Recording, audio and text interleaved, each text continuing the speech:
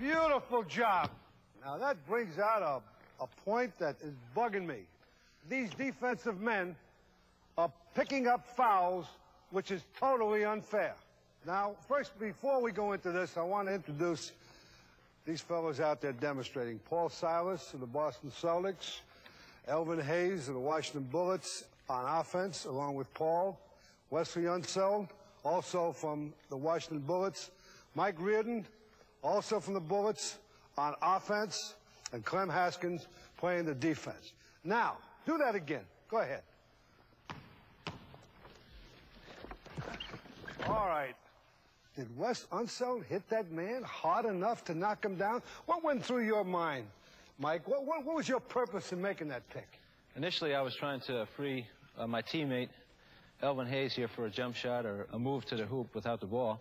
It also, if I could get away with it, to draw a foul on Wes in setting that pick, to fake a foul, in other words. That was the second purpose. Well, that's the point. Actually, he didn't hit you that hard where you had to fall down. No. No, that's the point. Now, in order to clarify this, I brought in one of the great officials of all time, the ex-dean of the NBA officials, Mendy Rudolph. Come here, Mendy. I want to get your opinion. Explain to Mike what's the attitude of the officials on this thing. Well, the first thing, Mike and Red and everybody else, is the distance of the screen. Wes, if you turn around, when you set a blind screen, you've got to give this man here at least one step. Now, Mike did that.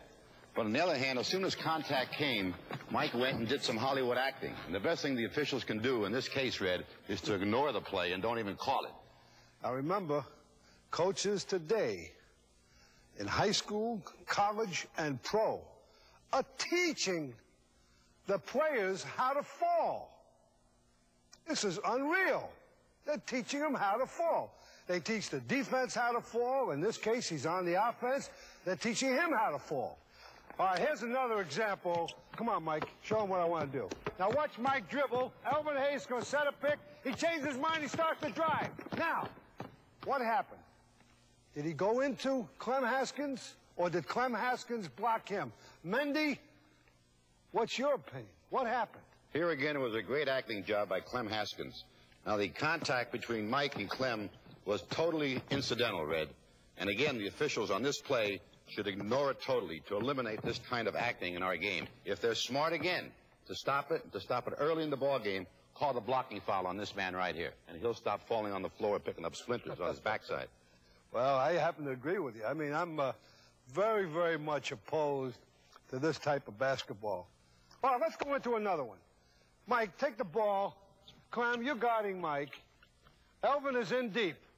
Mike is going to drive by Clem Haskins.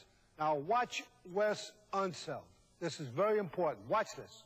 Go ahead. All right.